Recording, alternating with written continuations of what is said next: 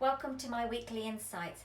Top tips to stay positive around adversity, Covid-19 Round 2 lockdown. Somehow, this is not surprising at all, and it was bound to happen.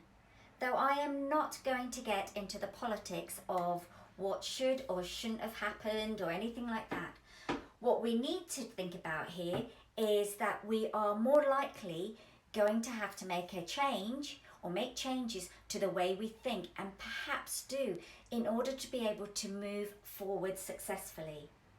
Anyhow, I think it is important to look back at what we've learned when we first went into lockdown, when it first occurred, and what have we learned from it and how we amazingly adapted to the changes. Also, to use this as a point of reference to actually move forward once again. So what I wanted to do is revisit some real practical positive tips to remind ourselves of how we can do exactly that, keeping a positive, stronger mindset during these unsettling times. Again, it might feel more easily said than done, but we know that it's possible. Ensuring a healthy lifestyle will guarantee that you are putting yourself in the strongest position to ensure that you remain positive. The importance of positivity. So let's look at this. Now I know that it's not realistic to be positive 365 days a year, but it is about how you can stop yourself from falling into an even deeper dark hole. You know what? Or you now know that sometimes we just want to wallow in self-pity and sadness, etc. And that is okay too. But don't let yourself stay there too long, because that is when it becomes unhealthy and it can start to affect your mental health and well-being. Now, like I said, among the chaos and uncertainty that many of us are experiencing, it can be very difficult to remove ourselves from some of the negativity that surrounds the current global health situation. Worrying about vulnerable or older relatives and friends, work, finances, limited access to things, things that we might have taken for granted, they have a toll on our well-being. And while it may be hard to think positively, focusing on healthy lifestyle, this can really help to facilitate a more positive mindset. Now, we can all take proactive measures to ensure we're looking after our health and well-being in these times of high stress. People with social isolation, the need to remain positive is important now, more than ever, and even more so for those who live alone. With that, I'd like to share some of the top tips to help you keep positive through these very challenging times. As a reminder, many of you who know me will have heard me give out these tips on many occasions. Stay connected. While in isolation and unable to see loved ones, maintaining social connection is hard. So try, where possible, to remain in contact with the people by phone, text, Zoom, whatever it takes. This will not only help you to boost your morale, but it will also cheer you up and your loved ones too. With this in mind, why not try it? With regular daily calls, book it into a schedule. Put 5 minutes aside to find out how someone really is. Sending them funny memes, gifs, videos, clips. It's important to laugh. And with the video calls, you can do exactly the same, but it's amazing. We can do it with multiple members of the family at the same time. 2, take a break. Don't feel you have to watch the news, read about it, or talk about the coronavirus all day long. As tempting as it might sound to keep checking the news sites, it's important to stay informed, but not consumed. So try taking a break from your social media from time to time, or a break from watching the news. Schedule these times in. Take heed of trusted relevant social sources like the WHO, the National Health Services, the Public Health of England, rather than unofficial sources. 3, practice kindness. If ever there was a time to practice being kind, it is during adversity.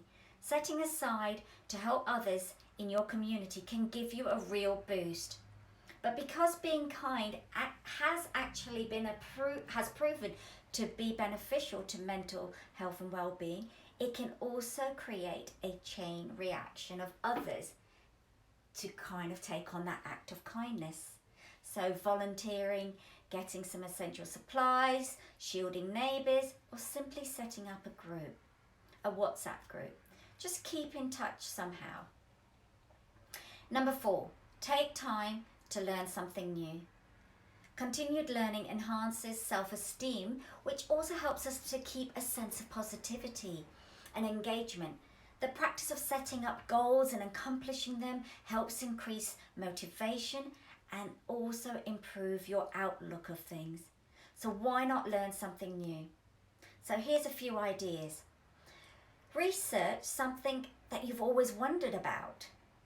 Learn a new language or a craft or anything you've ever wondered about and haven't had the chance to do so. There are tons of tutorials out on YouTube, and you can just have a go at anything that you want. Listen to an audio book or a podcast. Right, the next one is food and sleep. Getting enough food and sleep might seem easier said than done, given the worries and anxieties we experience when we're in tough times. But sleep plays a vital role in our health and well-being. This includes getting quality and quantity of sleep to help promote the benefits of mental and physical well-being. Good sleep is vital for your decision-making, building your resilience when you have setbacks, improving your mood, as well as your energy levels. So better sleep and food will more likely keep you more active, and therefore you'll be in top. So why not try some of these things if you haven't done so already? So regular bedtime routines, which might include a bath, hot drink, reading a book, or practicing some sort of meditation or mindfulness. Also try and avoid fluorescent lights like your TV, tablets, mobile phones, especially just before you go to sleep. So I would recommend at least half an hour before you go to sleep to not be in front of anything digital. And avoid stimulants like caffeine, alcohol. We all love a glass of wine, me included, just in the evening with our dinner. But this can affect your health in terms of your sleep patterns. The next one, practice gratitude. Research has shown that when we experience positive emotions such as gratitude, we're able to deal with stressful events and we are more likely to bounce back a lot quicker. This includes thinking of, say, 3 good things that you are grateful for and reminding yourself of these 3 things throughout the day. You could try journaling first thing in the morning, setting out your intentions for the day, what you're grateful for and how you're going to achieve your goals. It's a great way to focus and feel prepared for the day. But you can also journal just before going to bed to clear those thoughts. 7, exercise.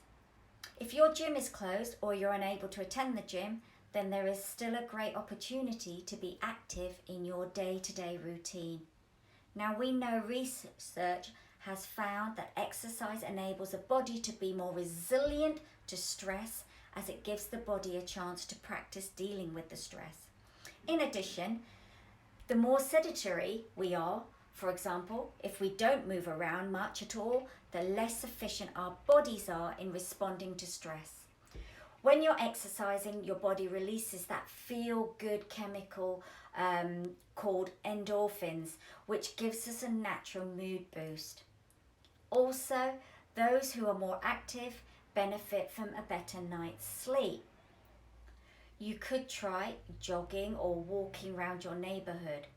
You know, if you've got pets, walking your dogs a little bit more time, for a little bit longer or more regularly, because this can let off the stress.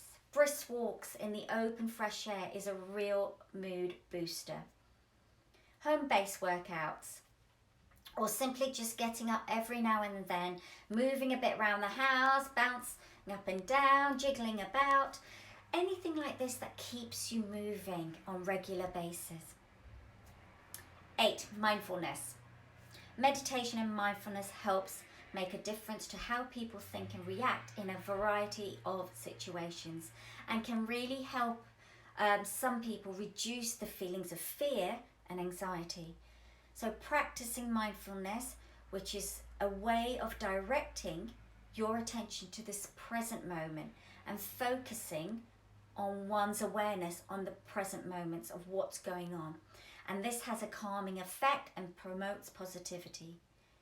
While it can't control what is happening currently in the world, we can learn this technique to take control of our own thoughts and feelings. And know that it's okay to not feel okay sometimes. But please do not be afraid to talk to someone. Have that open conversation, because by doing so, it will bring so much more to light that can help you create and have the right mindset that empowers you. Now reach out to me if you wish to find out more about how I can support you.